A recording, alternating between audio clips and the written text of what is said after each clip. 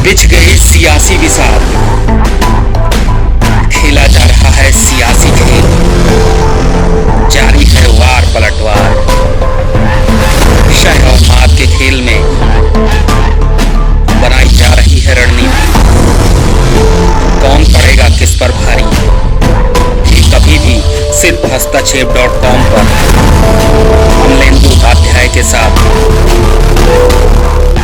अशफाकुल्लाह खान के जिक्र के बिना अधूरी है राम प्रसाद बिस्मिल की कहानी। राम प्रसाद बिस्मिल की जयंती 11 जून पर विशेष सरफरोशी की तमन्ना अब हमारे दिल में है। देखना है जोर कितना बाजुए कातिल में है। भारत की आजादी के आंदोलन में ये पंक्तियां क्रांतिकारियों का मशहूर नारा बनी। 1921 में बिस्मिल अजीमाबादी द्वारा लिखी जो शोक रोष से लबरेज इन पंक्तियों ने जिस स्वतंत्रता आंदोलन के क्रांतिकारी को अमर बना दिया वो थे राम प्रसाद बिस्मिल। आज उस रणबांकुरे का जन्मदिन है जिसने फांसी के फंदे को हंसते हंसते चूम लिया।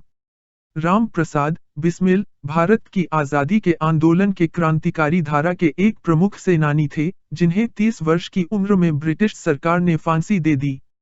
वे मैनपुरी षड्यंत्र व काकोरी कांड जैसी कई घटनाओं में शामिल थे तथा हिंदुस्तान रिपब्लिकन एसोसिएशन के सदस्य भी थे।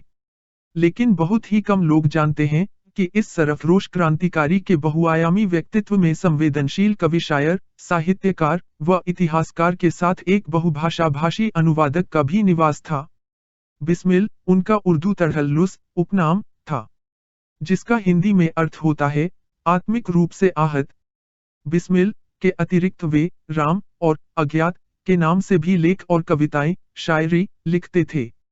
11 जून 1897 में उत्तर प्रदेश के शाहजहांपुर में मुरलीधर और मूलमती के घर पुत्र के रूप में क्रांतिकारी राम प्रसाद बिस्मिल ने जन्म लिया।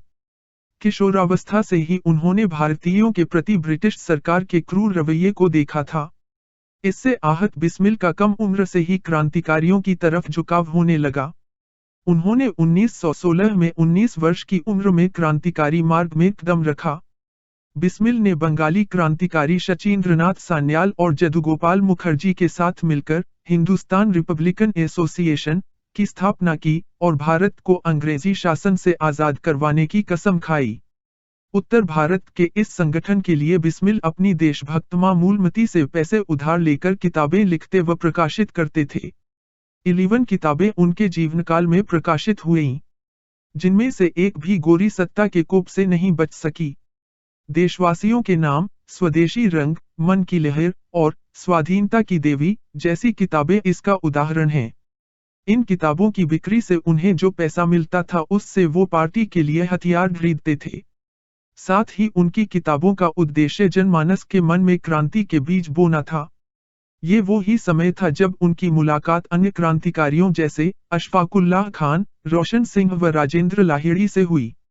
आगे चलकर ये सभी करीबी दोस्त बन गए। उन्होंने ही चंद्रशेखर आजाद और भगत सिंह जैसे नवयुवकों को हिंदुस्तान रिपब्लिकन एसोसिएशन से जोड़ा जो कि बाद में हिंदुस्तान सोशलिस्ट रिपब्लिकन एसोसिएशन बन गई। कई क्रांतिकारियों के नाम जोड़ी में लिए जाते हैं जैसे भगत सिंह, चंद्रशेखर आजाद और राजगुरु। ऐसे ही बिस्मिल की कहानी अशफाकुल्लाह खान के जिक्र के बिना अधूरी है। इसका कारण सिर्फ ये नहीं कि काकोरी कांड में ये दोनों मुख्य आरोपी थे, बल्कि एक जैसी सोच और सिद्धांत रखने वाले इन दोनों दोस्तों के दिल में देशभक्ति का जज्बा कूट कूट कर भरा था। दोनों साथ रहते थे, साथ साथ काम करते थे और हमेशा एक दूसरे का सहारा बनते। दोनों एक दूसरे को जान से भी ज्यादा चाहते थे। दोनों ने एक साथ जान दे दी पर एक दूसरे का साथ नहीं छोड़ा। बिस्मिल ने अपनी आत्मकथा में एक पूरा अध्याय अपने परम मित्र अशफाकुल्लाह को समर्पित किया है। इनकी दोस्ती की मिसाल आज भी दी जाती है। बिस्मिल हिंदू मुस्लिम एकता पर यकीन करते थे। राम प्रसाद बिस्मिल के नाम के आगे पंडित जुड़ा था, जबकि अशफाक मुस्लिम थे, वो भी पंचवक्ता नमाजी। लेकिन इस बात का दोनों पर कोई फर्क नहीं पड़ता था, क्योंकि दोनों का मकसद एक ही था, आजाद मुल्क, वो भी धर्म या किसी और आधार पर हिस्सों में बंटा हुआ नहीं। बिस्मिल कहते थे कि ब्रिटिश सरकार ने अशफाक को राम प्रसाद का दाहिना हाथ करार दिया। अशफाक कट्टर मुसलमान होकर पक्के आर्य समाजी राम प्रसाद बिस्मिल का क्रांतिकारी दाल का हाथ बन सकते हैं। तब क्या भारत की आज़ादी के नाम पर हिंदू मुसलमान अपने निजी छोटे छोटे फायदों के ख्याल न करके आपस में एक नहीं हो सकते? ये पंक्ति आज भी लोगों में बहुत मशहूर है। राम प्रसाद बिस्मिल ने कांग्रेस के 1920 में कलकत्ता और 1921 में अहमदाबाद में हुए अधिवेशनों में हिस्सा लिया। बताते हैं कि अहमदाबाद के अधिवेशन में मौलाना हसरत मोहानी के साथ मिलकर कांग्रेस की साधारण सभा में पूर्ण स्वराज का प्रस्ताव पारित करवाने में उन्होंने महत्वपूर्ण भूमिका निभाई और शाहजहांपुर लौटकर असहयोग आंदोलन को सफल बनाने में लग गए।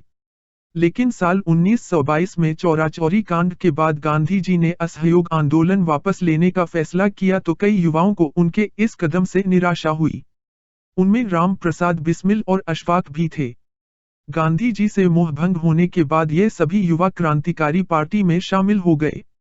इनका मानना था कि मांगने से आज़ादी मिलने वाली नहीं है, इसके लिए हमें लड़ना होगा। बिस्मिल और अशफाक दोनों ने साथ मिलकर 1925 को काकोरी कांड अंजाम दिया था। उन्हें महसूस हो गया था कि ब्रिटिश सरकार के खिलाफ एक संगठित विद्रोह करने के लिए हथियारों की जरूरत है, जिसके लिए पैसों के साथ साथ प्रशिक्षित लोगों की आवश्यकता भी होगी। ऐसे में इस संगठन ने अंग्रेज सरकार की संपत्ति लूटने का निर्णय लिया। इसके जवाब में उन्होंने 9 अगस्त 1925 की रात को अपने साथियों के साथ एक ऑपरेशन में काकोरी ट्रेन में ले जाया जा रहा सरकारी खजाना लूटा तो थोड़े ही दिन बाद 26 सितंबर 1925 को उन्हें और अशफाक समेत उनके सभी साथियों को गिरफ्तार कर लिया गया।